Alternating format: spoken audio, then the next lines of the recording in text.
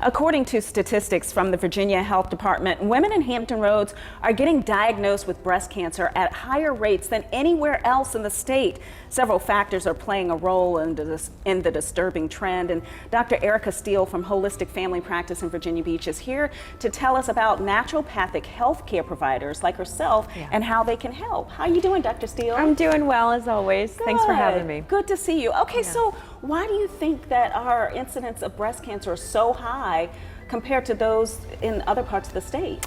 I would say, I mean, granted, we don't know specifically, and it's very difficult to isolate out a causative, meaning a cause for something to occur. But we can theorize, per se, that it's a lot to do with toxicity within the area, within the region. There are a lot of companies that, produce a lot of toxicity within this region that the body is affected to. Also, we haven't done a lot of due diligence in the aspect of studying the hormonal health and the impact of these various chemicals and toxic agents on the female reproductive system. So how can a physician like you help us that are trying to avoid having incidents of breast cancer? What can we do now so that we don't have a problem later? Yeah, and I think this kind of goes into that conversation where people really need to start thinking about their health before they have a symptom. We're still very reactionary in our approach to our health care. We're like, we wait until we have a symptom, we're tired, we're exhausted, we're not feeling well, and then we go see the doctor, rather than keeping up with our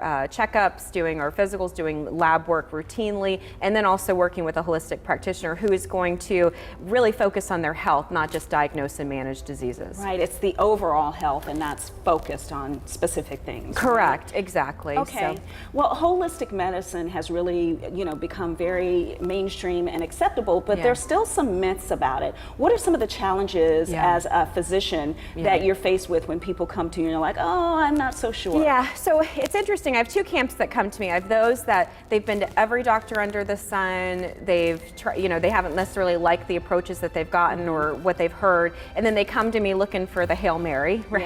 Yeah. So I get that, but then I also get a lot of the DIYers who Google and Pinterest everything to death and think that, they come in kind of telling me, what is and want me to co-sign on it. So I get that. But a lot of times people think that we're an alternative provider, and we're not.